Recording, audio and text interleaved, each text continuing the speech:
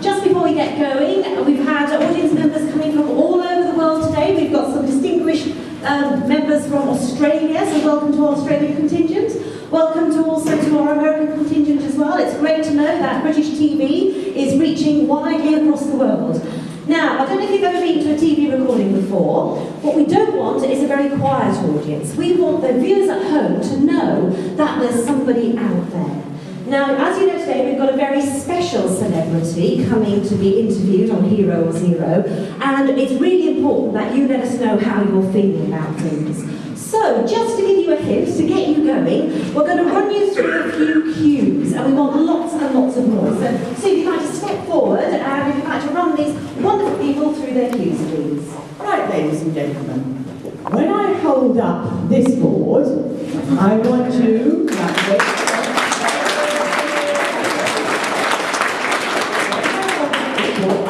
to keep on clapping really enthusiastically until I put it down again. Shall we run through that again? Okay.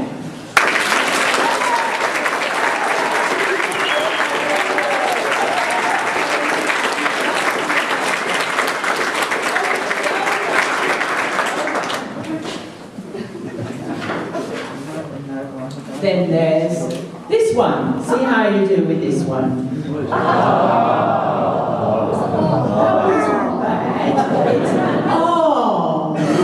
Oh, bless him. Right, let's give that a go.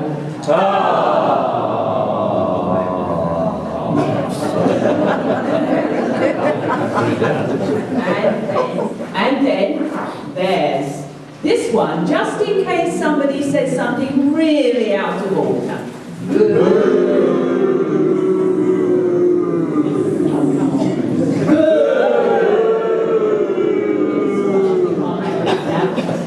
Fantastic. Now, as you know, at the end of the show, you get to vote whether our celebrity is a hero or a zero. So we don't want any injuries. So let's just get our thumbs warmed up. A bit of stretching, a bit of rotating. Yeah, thumbs up. Give us a good thumbs up. Thumbs down. Yeah, we want those thumbs nice and high so that our hosts can actually vote. So don't forget hero or zero. Won't be held against you whichever way you vote. Now, if you've got any coughing, sneezing, wheezing, fidgeting to do, get that done now. If we could ask you please to switch mobile phones off. No flash photography, a bit of light sketch work is fine, but no flash photography please. Yeah, okay, yeah, I've heard now. Yeah, we're going live in 5, 4, 3, 2, 1, 0!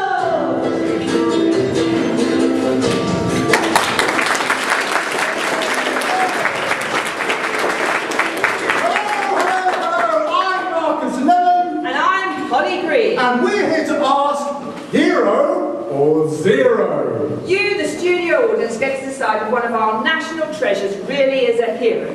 Or whether their reputation is undeserved and they're really a zero. Tonight, through the wonders of television and time travel, we meet a man who's not only a national treasure, but one who's given us countless treasures of literature.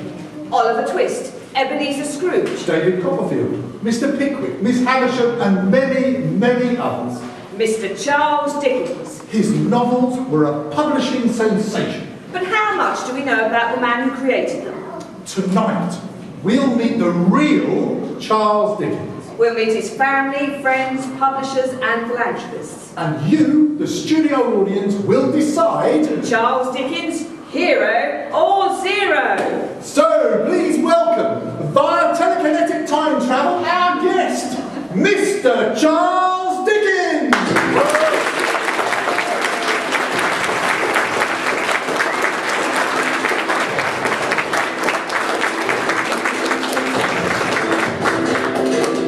Dickens, welcome to the show. Thank you, I'm delighted to be here. And what do you think of the 21st century? I like the biscuits. Those little ones in the green room are delicious. What are they called? Apparently they're custard creams. Custard creams. Will there be more in the green room when I get back? I'm sure that can be arranged. And, will he be there too? Ah, yes, our unexpected guest. Who is he? Well, apparently he's you. I can assure you, Miss Green, that he is not. Quite obviously, I am me. So, we had our engineers onto this, and what appears to have happened is that part of you split off during the telekinetic time travel. Split off. Yes, and became a separate person. Our researchers have been talking to him. And? It's a bit awkward. How so? Well, apparently he says you never let him speak in public. Well, if that's the case, you better leave me to it then, hadn't you? Pocket! No. He needs to stay. There's things that he wants to share with our studio audience. And how, precisely, is he going to do that if he can't speak? We've discussed that. And we'll come to that later. I'm sorry, but this is ridiculous! He's nothing to do with me. He's obviously just some kind of attention seeker who's sneaked in with me. No, our researcher assures us that he is definitely who he says he is. And who exactly is that? He refers to himself as Little Charlie Dickens. Little Charlie Dickens. So, I'm the grown-up version, is that it? Not quite. No, he says you're Boz. Boz? What's he doing? Oh. I think this is probably the bit that we were going to come to later. And who's this? He is another surprise guest. He's a younger version of you. Another me? I'm afraid it's one of the wonders of telekinetic time travel. Ladies and gentlemen, Charlie Dickens and the young Boz.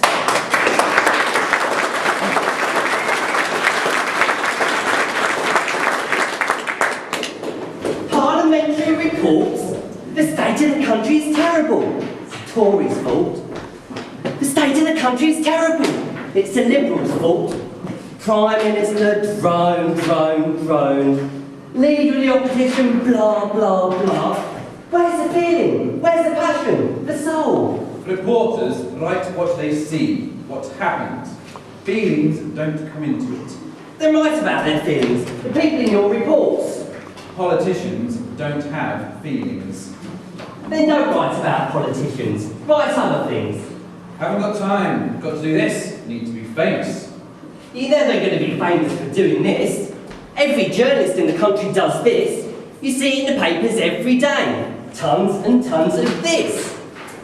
You need to feel as well as see. Don't want to feel. Observing's easier. But I thought you wanted to be famous.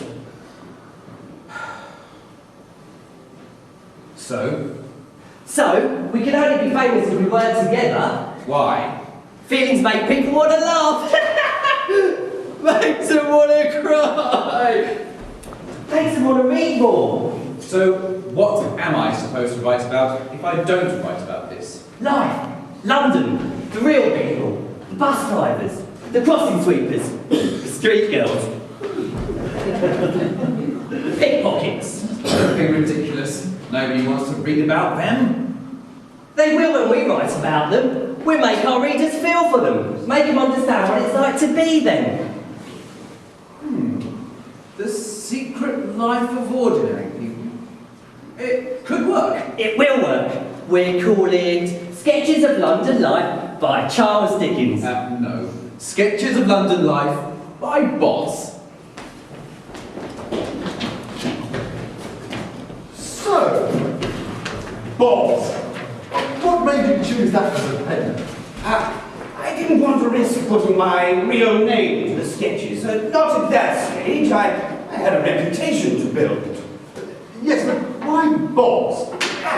It was my little brother's nickname, harmless and innocent. So it began as early as that. What did? Your PR campaign. PR. Public relations, presenting a particular image of yourself to the public. A brand, we call it. Managing the Charles Dickens brand became an obsession for you, didn't it? I mean, you sacrificed friendship to it. You even sacrificed the truth. Who says I sacrificed the truth? Your father-in-law, for one. And he's with us this evening. Ladies and gentlemen, please welcome the editor of London's Evening Chronicle, Mr. George Hogarth.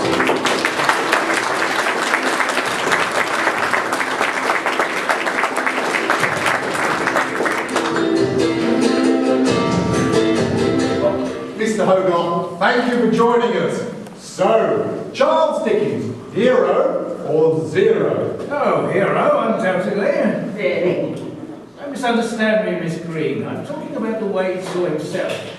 Charles Dickens was always the hero of his own story. That's true of everybody in this studio. Who could possibly want a walk-on part in their own life?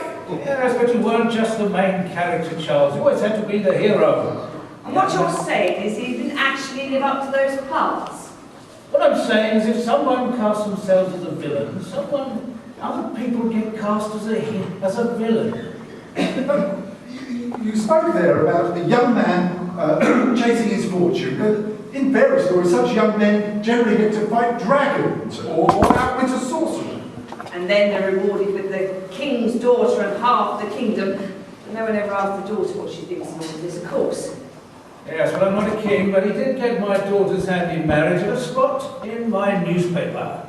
And did he fight any dragons or sort out any sorcerers? Not at that time, no. Fighting the metaphorical dragons came later.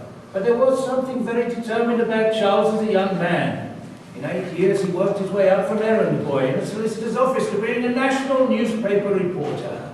Sounds to me as if he was the hero of his own story. Maybe, to a point. To a point. I think being successful so soon, in his early 20s, turned his head. I think he began to believe that as long as he carried on working hard, he could have whatever he wanted, that he was entitled to whatever he wanted. So what you're saying is that a young man in search of his fortune was actually a young man in need of a good slap. I think he was a young man who didn't know how to admit that sometimes he was just lucky. Lucky? To have had a father who could never live within his income? Lucky to be taken out of school and put in a factory at 11 years old to work my fingers to the bone? Lucky to watch my father and mother settle the rest of the family in debtor's prison with them and leave me out in the cold?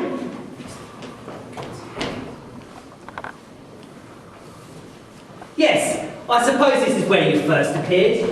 Right, you can stand over there. Scene, an attic in a low boarding house. Time, evening. I'm like Cinderella, I am. Okay, just so you know, this is a scene where little Charlie Dickens, me, one with a conscience and a heart, starts to get shoved aside, to disappear from view. The scene where he, Mr. Cold Calculating Ambition Boss, starts his takeover bid. So it's supposed to be sad, okay? Adieu. Where are you when I need you with the R-board?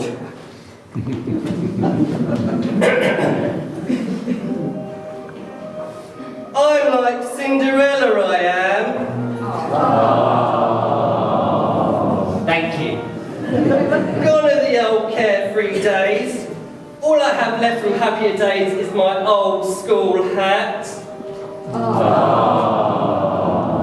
Why did my parents take me to debtor's prison with them? We could have all been together then. Stop moaning like a baby. It's not going to get you anywhere. Who said that? You did, idiot. No, I didn't. Yes, you did. You're just not used to listening to reason yet. You're all about your feelings.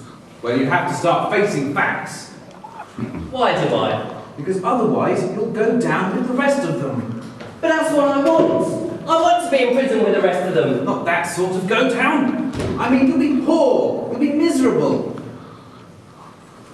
But why don't my parents love me anymore? Why do I have to be with those horrible rough boys? Oh, get a grip. Someone's got to earn some money in this family, and you can. So just get on with it. But I'm miserable. I miss everybody. And those boys in the factory, they're laughing at me. No, they're blooming not. And if they do, I'll punch them one. And when a punter walks past that window, you're going to see a big grin on your face. They don't know you hate being here. But why do I have to be there? Why can't I be in debtor's prison with the rest of my family? I hate the blacking factory. Do you want to be like those boys we work with? Do you want to be poor? Do you want to be hungry? Do you want to be saying yes sir, no sir, 3 bags full sir for the rest of your life? No. Then you've got to work your little boots off to get out of here. Because when we do get out of here, and we will, make no mistake about that, we are going to ensure that we never, under any circumstances, allow ourselves to be poor again. Because if you're poor, you haven't got a choice. You just have to do what other people want. What's I? No, don't speak. From now on, I'll be doing the speaking. And I will never be poor again. So, you were saying about me being lucky. And I stick by it. You didn't have to work your way out of the blacking factory, did you? Your father inherited some money at just the right time. Luck, pure and simple. That's as may be. But it wasn't luck that kept me in every evening, teaching myself shorthand when all my friends were out enjoying themselves, was it? And it wasn't luck that convinced my uncle to take me on as a reporter. It was my writing. You see, he had an uncle in the newspaper business. Luck. Mr. Hogarth, thank you for being with us.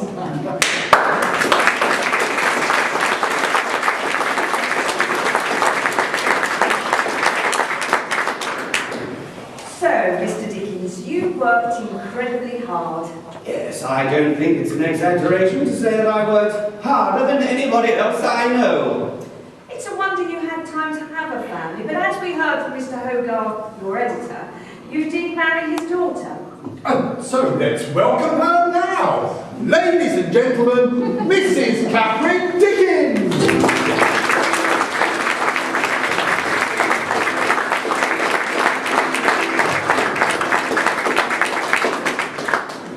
Catherine? Charles?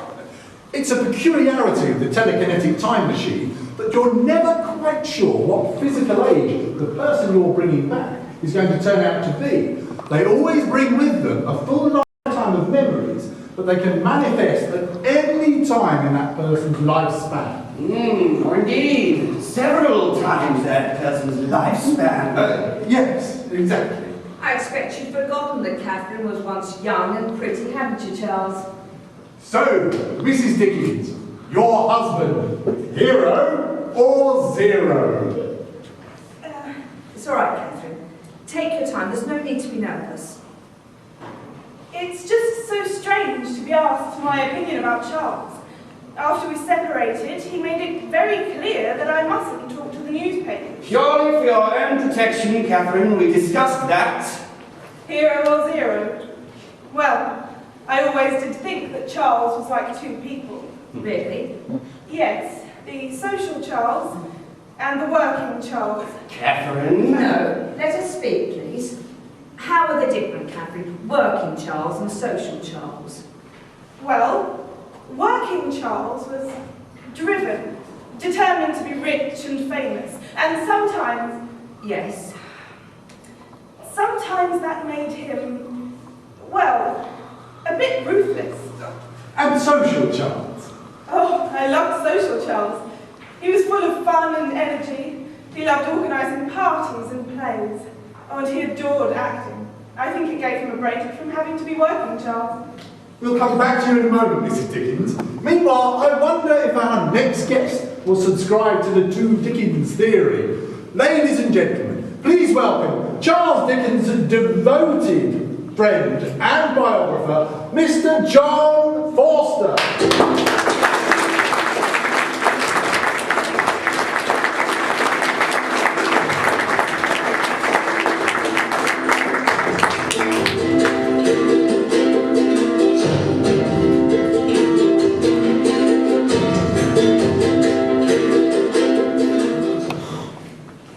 Mr. Forster, if anyone knew the real Charles Dickens, it was you.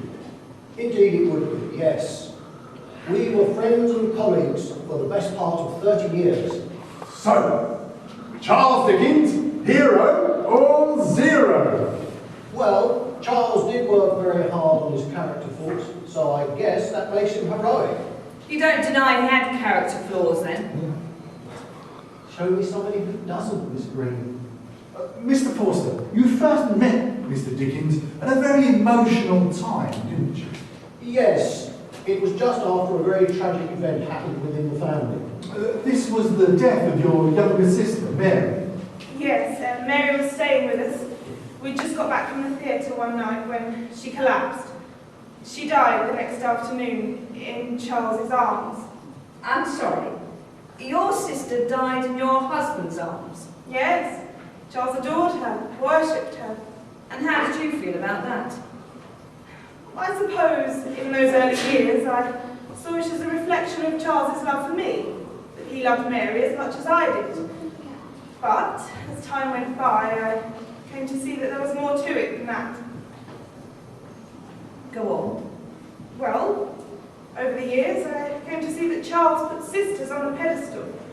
I suppose it was because he'd adored his own sister, Frances, when they were growing up. So he put sisters on a pedestal but not wives? Actually, I don't think it was wives he had a problem with. No? No, it was mothers. Catherine! You don't have to believe me, just look at his books. His mother characters aren't kind and loving. No? No, they're all absent or inadequate or dead. Mr. Forster, if we could come to you for a moment. Yes, I think that might be very wise. I'd like to talk about Mr. Dickens's publishers. One of them is supposed to have said that Mr. Dickens might be very clever, but he wasn't very honest. Is that fair, do you think? What you have to remember is that Dickens just didn't write stories, sell them to his publishers and then forget about them. He was a great artist. So the normal rules don't apply to him? Not at all. He had seen so many fellow writers write themselves into an early grave because of the way their publishers treated them. And he wasn't going to end up in the same boat? He certainly was going to be controlling his own destiny.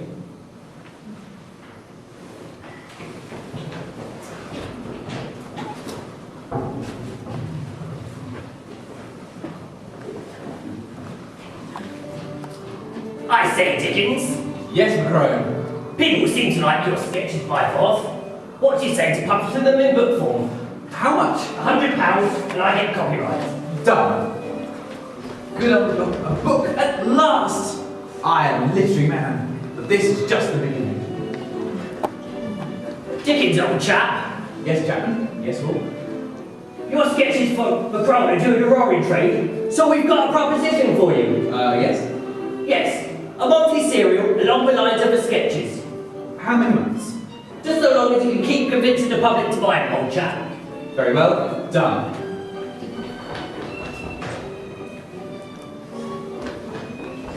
I say, Dickens. Yes, Macrone. What do you say to writing a novel for me? How much? £200. When? November. November? It's June now. All right, November or as soon after as possible. Very well. Done. Good old Macrone, a friend and a publisher. I have a suggestion to make to you, Mr. Dickens. Suggest away, Mr. Bentley. Suggest away. I would like you to write me 2 3-volume novels, and I shall pay you £500 for each of them. But, and I must insist on this, you must not engage in any other literary production until I have them. Done. You can't do that. You're under contract from Macrone for his first novel. Did you not just hear Bentley offer me £500 each for 2 novels?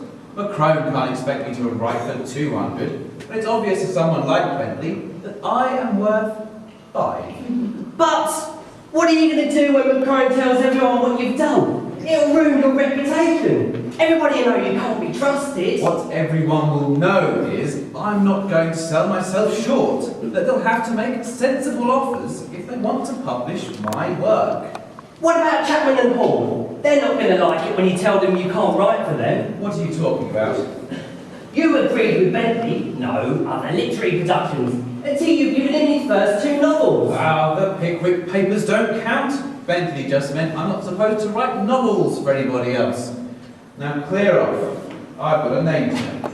A name? What for? Being a dishonest man? A contract breaker? No! as a man who won't stand to be paid a penny less than he is worth.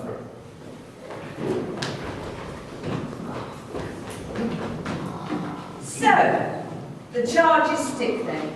When it came to your publishers, you weren't a very honest man. Those publishers, Macrone, Chapman Hall, Bentley, all of them made more money out of my books than I did. All of them, without exception.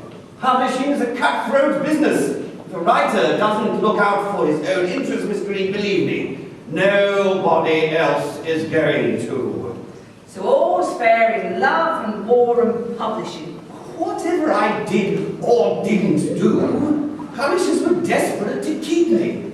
Chapman and Hall even paid for me to go on a year's sabbatical to America. Yes, you were a huge celebrity over there, weren't you? I was. They loved me. Not that I ever made any money out of it. Every word printed across the Atlantic was pirated. They printed your novels without permission. Well, there was no copyright agreement with America, you see, Mr. Leveler. A book of mine could be got out there in a fortnight on one of the new steamers, and typeset in days. Within a month of one of my novels being published here, it was being sold on the streets of New York. And not a penny to me, sir. Not a penny. Charles, my dear friend, we are meant to be here to discuss whether my friend is a hero or a zero. We are talking totally about the wrong things. Money never made anybody a hero. Even if it did, I didn't write my books purely for money. I'm sure that's not the impression that your publishers got. If I'd only been interested in making money, Miss Green, all of my novels would have been endless rewrites of the Pickwick Papers. But I wanted to do something more, something important. I wanted to speak for people who couldn't speak for themselves. Yes, like Oliver Twist with his workhouse inmates and gangs of pickpockets. And the poverty that drove girls to prostitution. Don't forget poor Nancy. And Nicholas Nickleby. Yes, my expose of the so-called Yorkshire schools. Do you know, Mr. Lennon, that Charles Peer went to visit every single one of those places to see them for his own self? No, I didn't. What were they like? They were terrible places. Terrible. They weren't schools in anything but name, you see. They were prisons. Prisons for children who were innocent of any crime but being inconvenient. There were no vacations, so they never went home. They didn't get fed enough. They weren't cared for in any way. But didn't their parents realise what was happening? Who can say, Miss Green? The advertisements for these places talked about family-style care, top-class education, beautiful grounds.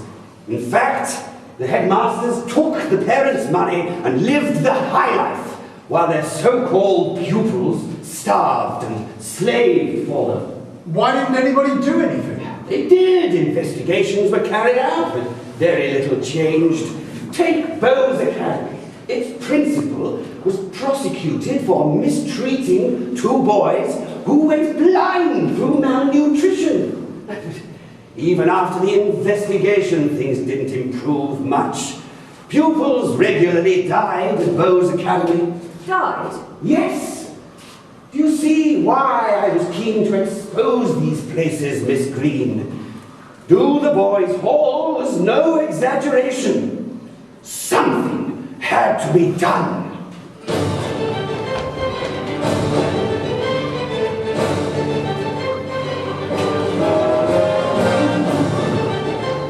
I should use my pen as a weapon. To kill dragons, to protect the innocent. Shine a light on every wrong I find, book by book. Cruel capitalism. A Christmas Carol. Debtor's prison. Little Dorrit. Real workers' hardships. Hard Times.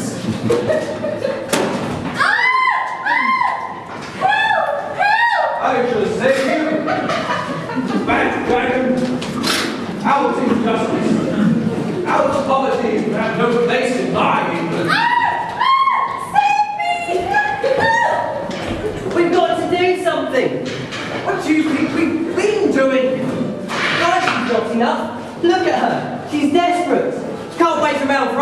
change public opinion. She needs our help now. What do you want to do? Angela can help. Angela? I can't see her coming out into the streets to rescue girls in trouble. No, but she's got a lot of money. She can give us somewhere safe to live, a refuge. All right. Ask her. I'm sure that between the pair of us, we can persuade Angela to do anything we like.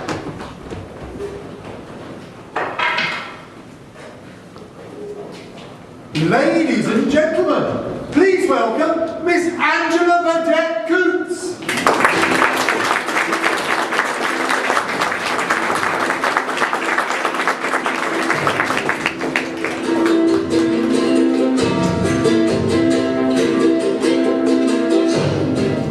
Miss Burdett Coots, welcome to the show. Thank you. It really is quite amazing to be here. So, Charles Dickens, hero or zero? Oh, hero. Hero, hero, hero. Well, that's a vote of confidence. Yes, everything apart from his private life, of course. We're going to discuss that later. Mr. Dickens, we heard Mr. Dickens there talking about a refuge for women who found themselves on the streets. Could you tell us a little more about it? Well, with Charles's help and advice, I built a little house called Urania Cottage, and we turned it into a sort of home-come education centre for homeless women. And Mr. Dickens was deeply involved in that project, wasn't he? He wasn't just a figurehead or a patron. Oh, no, not at all. Charles was hugely involved in the day-to-day running of the place. In fact, he put an enormous amount of effort into it, considering how busy he was with other things. Is it true that he was actually involved in selecting the girls that would come to Urania Cottage? Well, yes. Charles used to interview all the prospective residents himself. But like you said, why? I mean, he was such a busy man. Well, you see, Charles was a man of the world. He wasn't going to be shocked by any of the stories that the girls told him. And you might be. Oh, I'm afraid I should have been. I'd led an extremely sheltered life, you see. It's not your fault, Angela. Money has that effect. It separates people from each other. Charles was wonderful. He must have interviewed dozens, maybe hundreds of girls over the years. How very noble of him. Yes, just had a little book with all of their details in. All those sad, sad stories. Yes. We got hold of a copy of that book, and there's one entry we're particularly interested in. Case number 50. An ignorant girl who did not even know her own name. Her mother died when she was young. Her father abandoned her on Westminster Bridge. She lived rough and was arrested for throwing stones at a warehouse window. When questioned by police, said she did not know she was doing anything wrong. That was you, wasn't it? Yes. Ladies and gentlemen, please welcome Miss Jemima Wilde.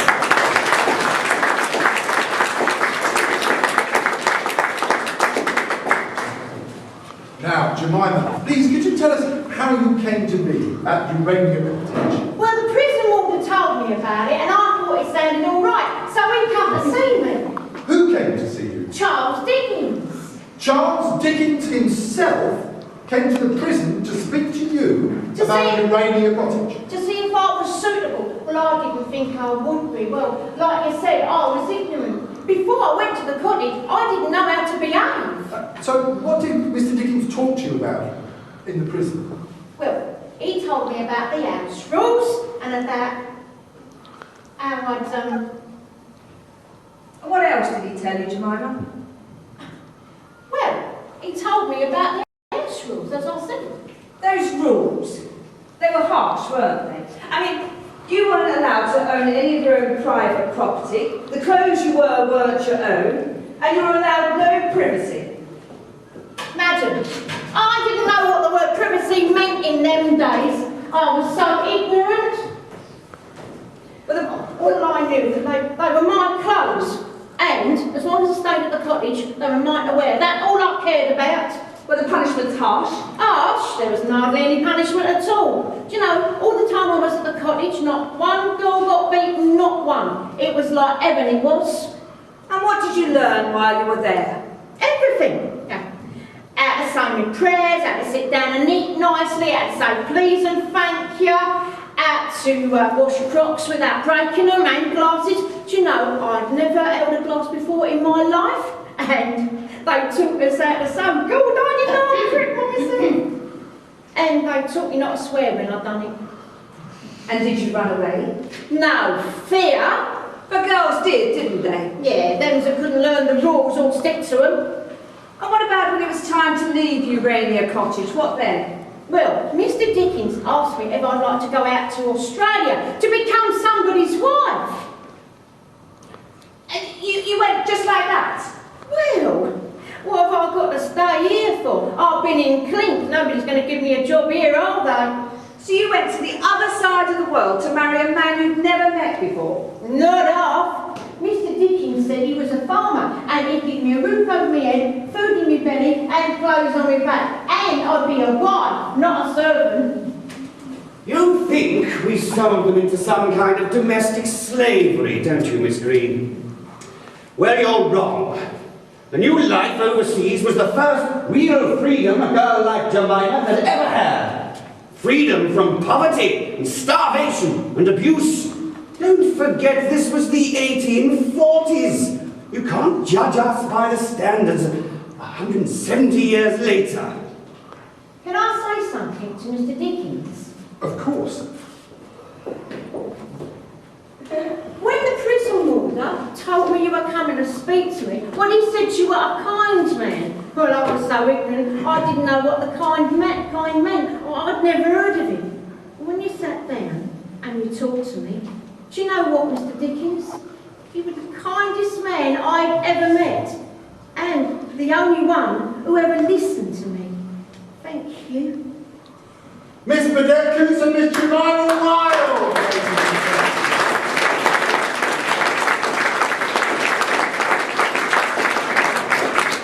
Was that some kind of trick? Or did you tell her to ignore me? We just told her that Mr. Dickens would be here. She obviously only saw the caring part of you. She only saw me. Oh, you can speak now. She recognised me. We're more than halfway through the show. So, how's Charles Dickens doing on Hero or Zero? Ladies and gentlemen, based on what you've heard so far, could you please give me a thumbs up for Hero and a thumbs down for Zero?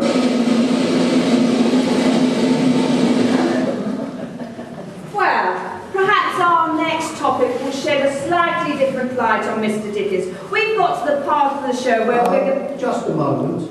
Mr. Forster.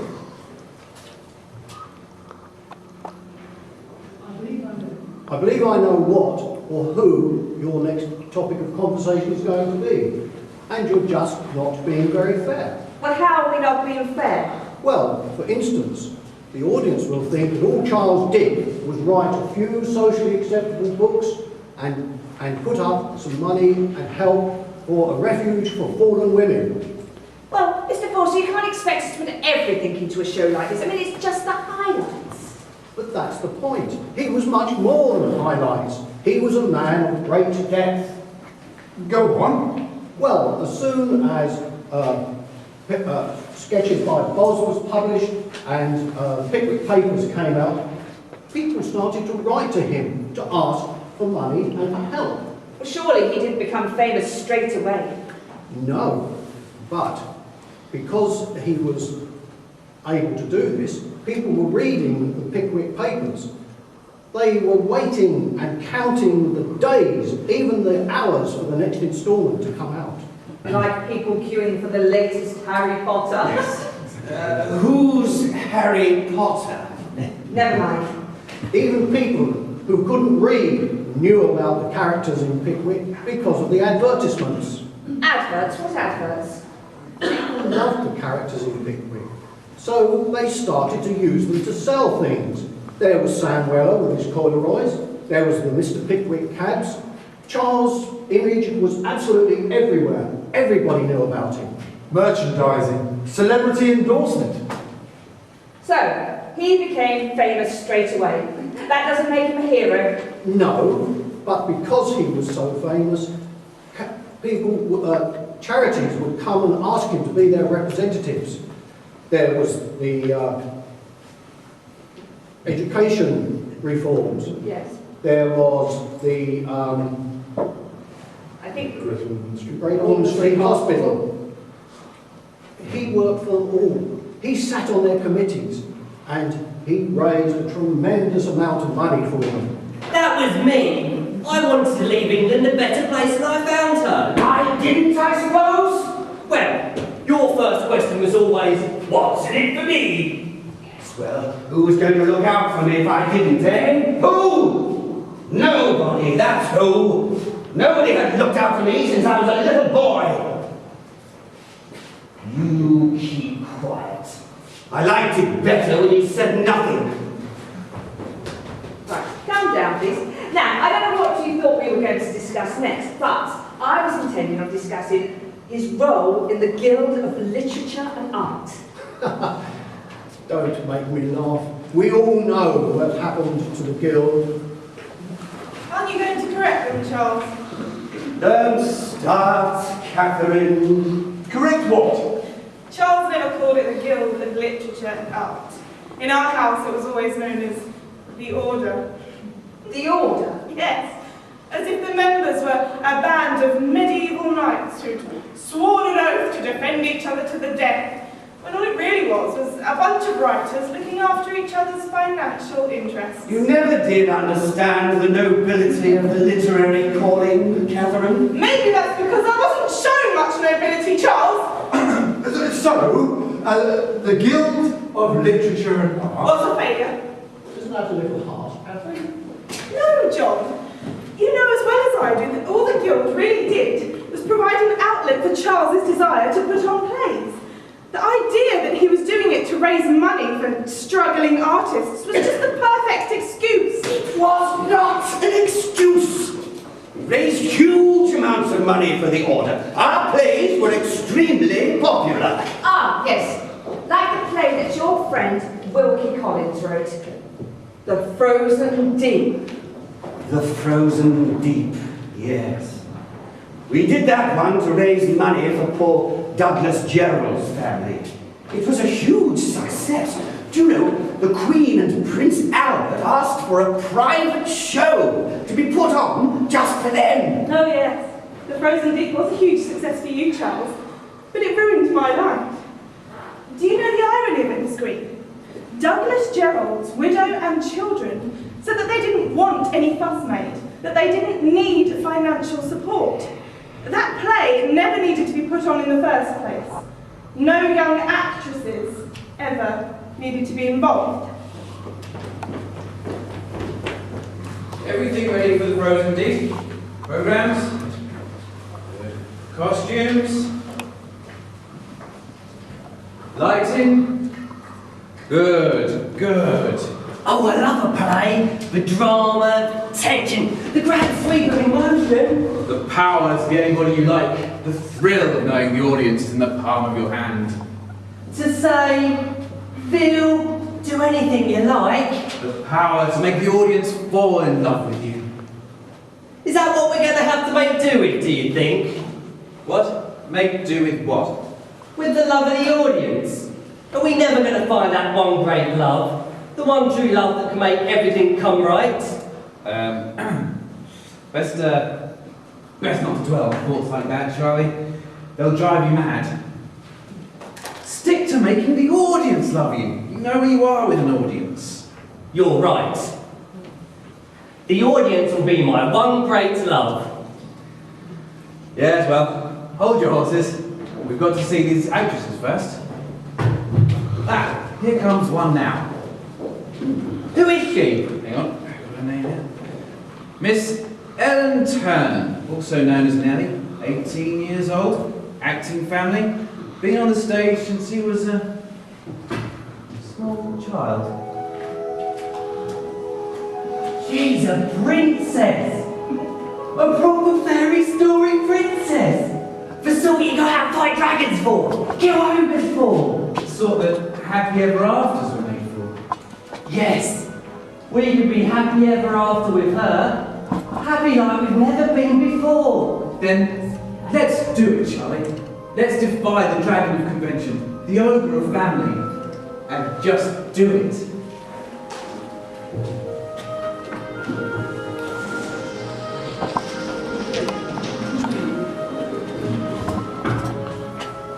Ladies and gentlemen, Miss Nellie Turner!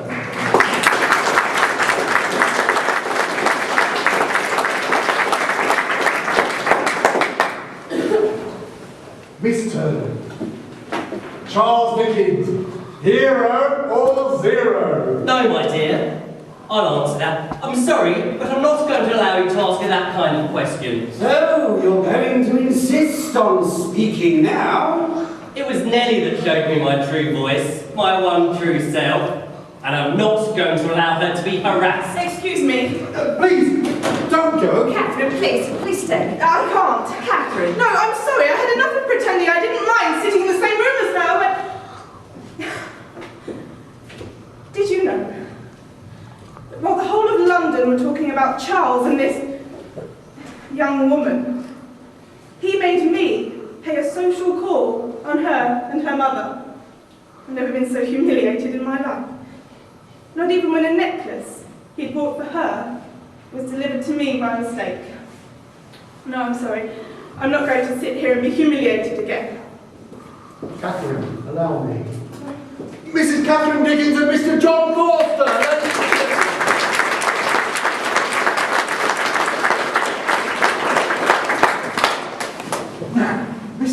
Is that true? Did you actually make Catherine pay a social call on Nellie and her mother? I don't remember. You did, didn't you? You thought that if people saw that Catherine was paying social calls on Nellie and her mother, that they'd think everything was above board. Miss Green, if you are determined... Excuse me! Who's this? Who is it? This is my younger daughter, Kate.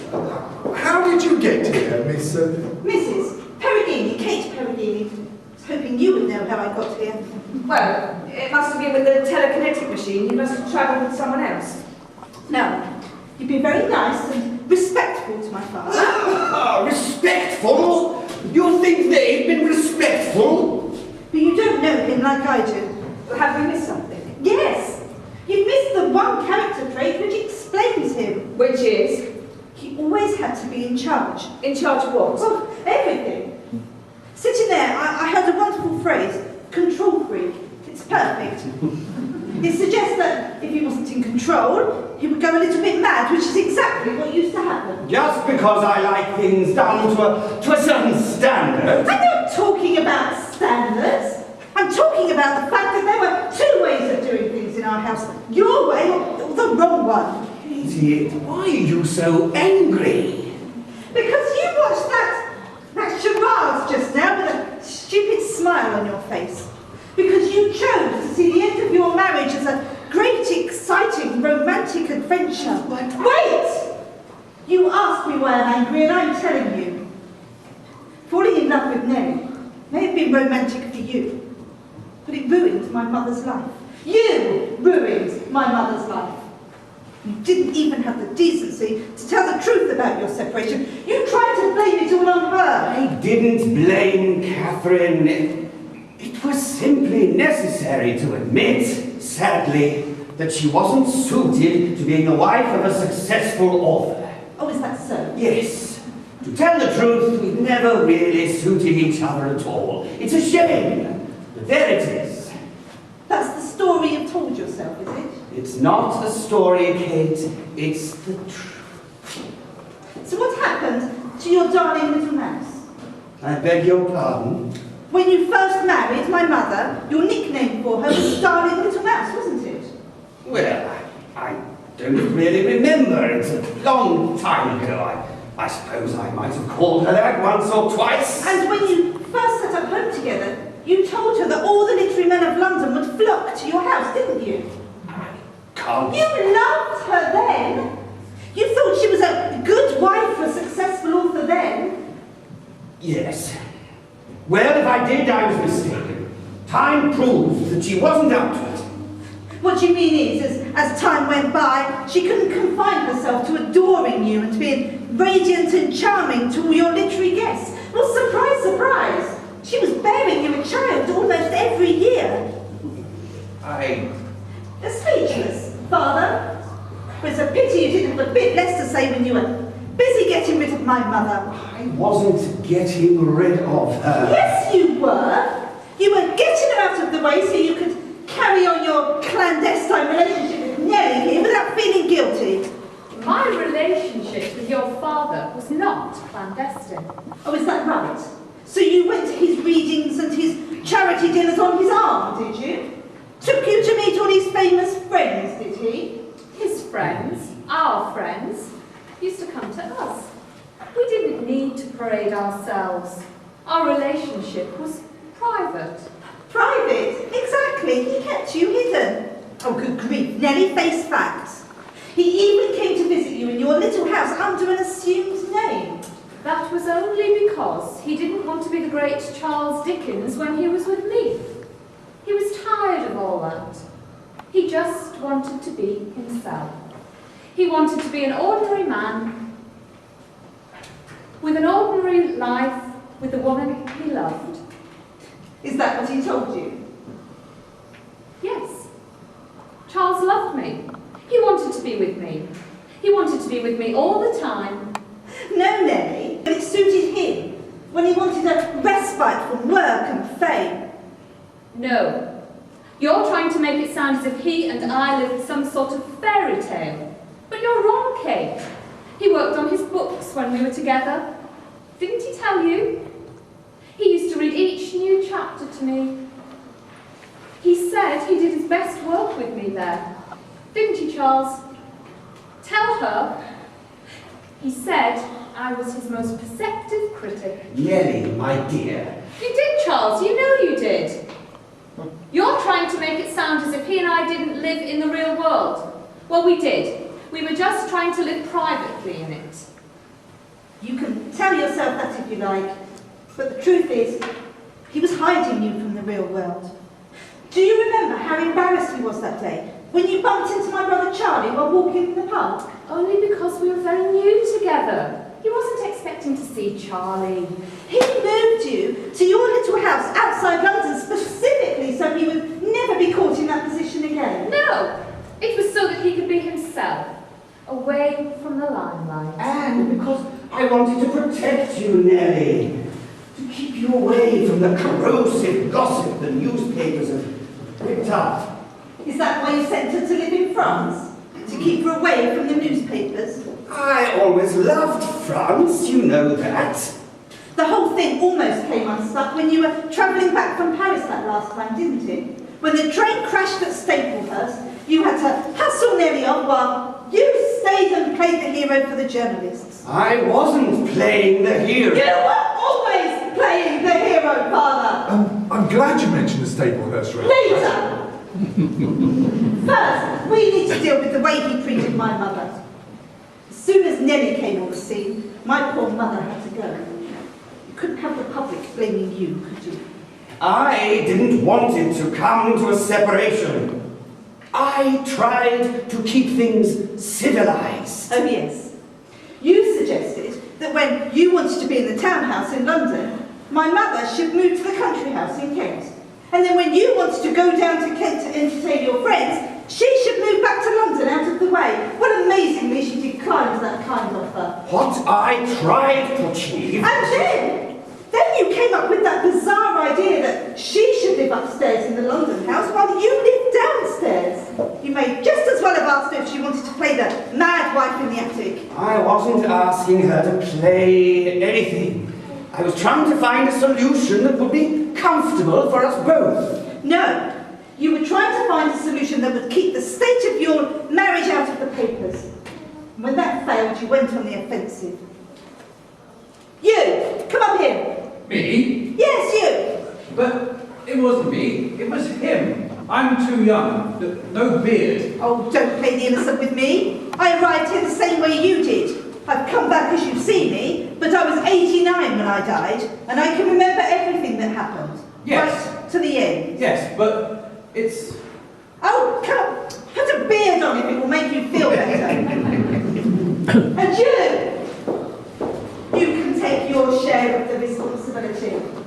You with all your, oh, will I ever find the love of my life?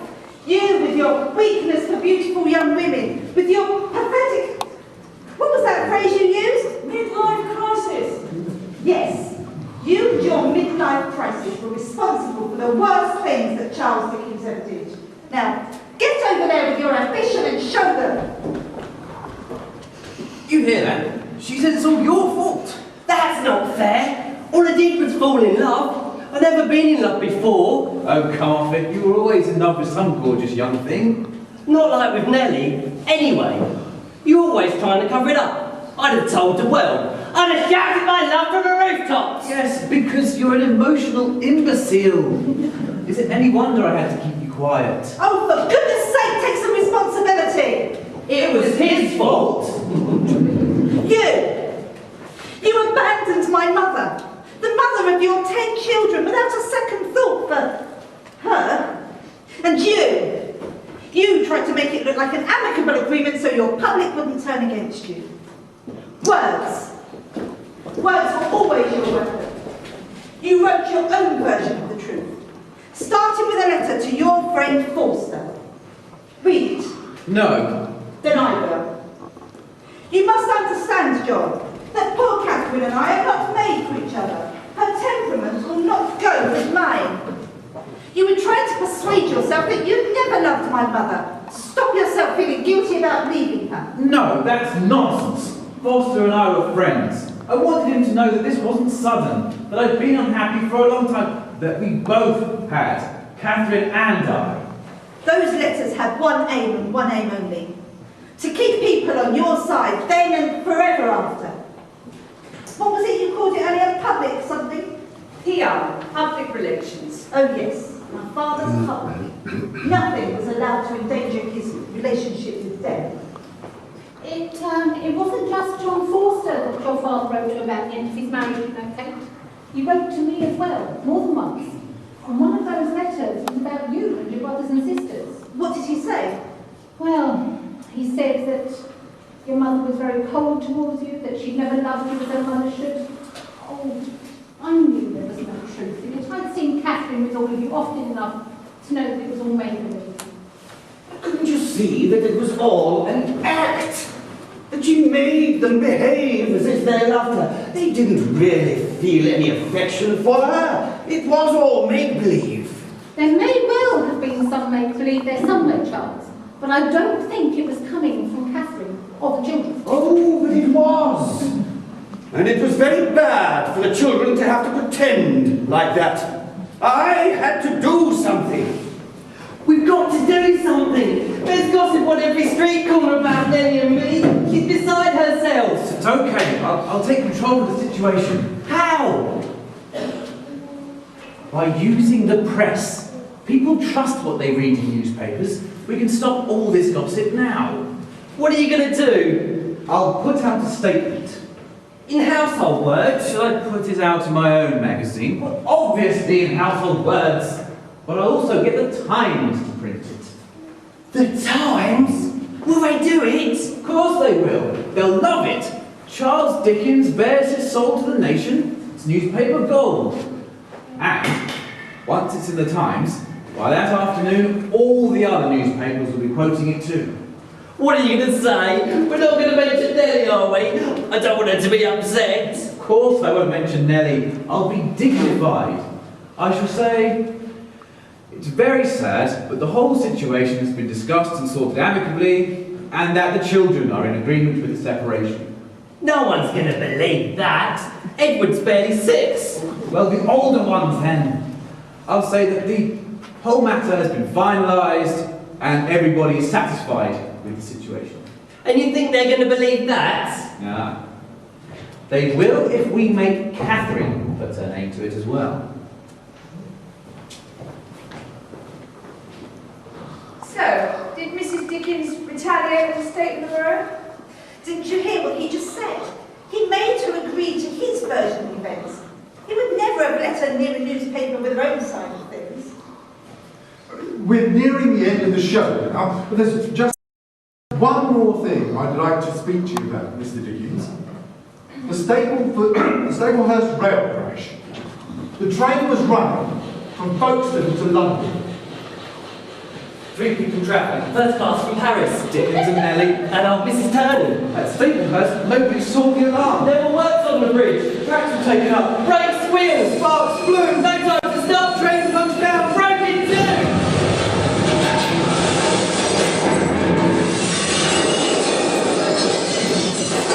Half the carriages ended up in the little River Butte.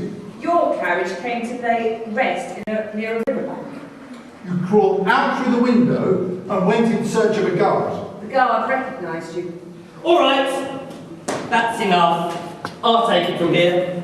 Come on. Oh, we've got to show them. Not me, Charlie. He's your man.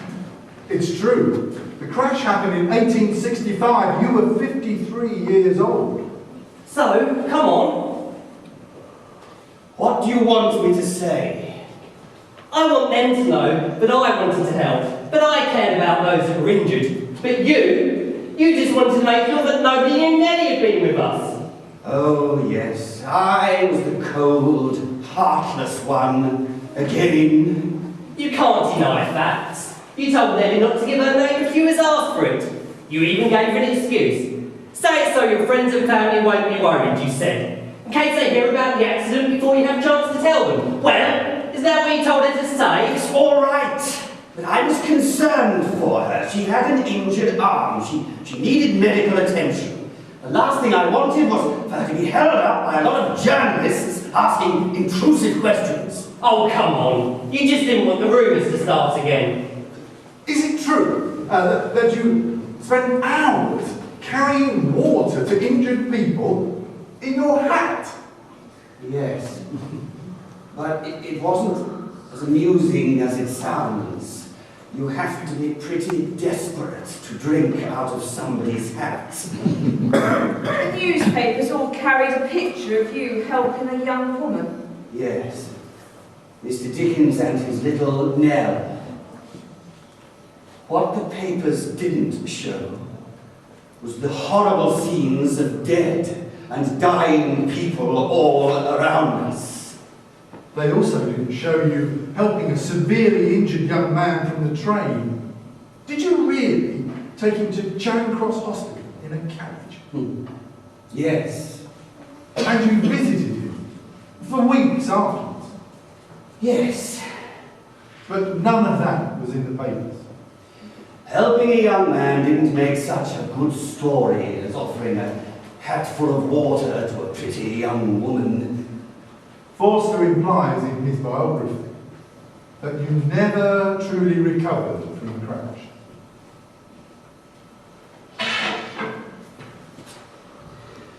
So much horror, suffering. People dying and in agony from their injuries.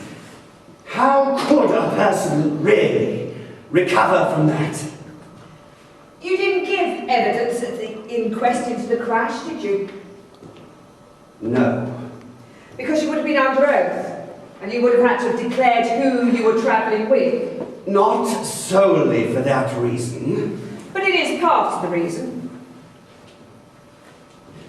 Yes. What? What are you trying to say? I admitted I was trying to protect Nellie's good name and to keep the story out of the papers, but it wasn't entirely for my benefit, Miss Green. No? No! Just think about it, all those charities that Forster spoke about earlier. How useful do you think I would have been to them if my reputation had been ruined? Did you have such a poor opinion of your public that you didn't think they could separate your private life from your public works? Miss Green, may I remind you what this show is called? Hero or Zero doesn't leave much room for moral ambiguity, does it? And things were far, far worse in the 1860s. My public would never have allowed me to highlight the moral wrongs of society if they had suspected that I was less than virtuous myself. So you pretended to be virtuous? And you'd brand me a villain for it, wouldn't you, Miss Green? A zero. I think that's where the evidence leads us, yes. breaking contracts and following the money, caring more about your reputation than your wife's feeling, using the press to your own advantage and manipulating people. It doesn't make you very heroic. But what about the other side of the scales? Rescued women given a new life, children saved from death on the streets by the Great Ormond Street Children's Hospital, whole neighborhoods transformed by the work of the Metropolitan Sanitary Association. Why don't you ask those people whether they think I'm a hero or a zero? Well, we can't do that. But we can ask our studio audience. Ladies and gentlemen, you've heard now what all our guests have had to say. Now it's time for you to have your say. So, Charles Dickens, hero or zero? Please vote now.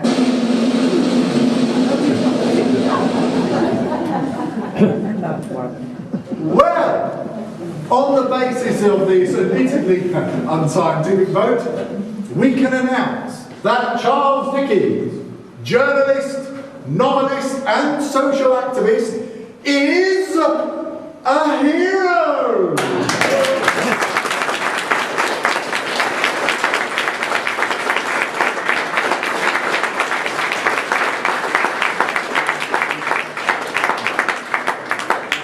Well, it's goodbye from Mr. Charles Dickens. Goodbye.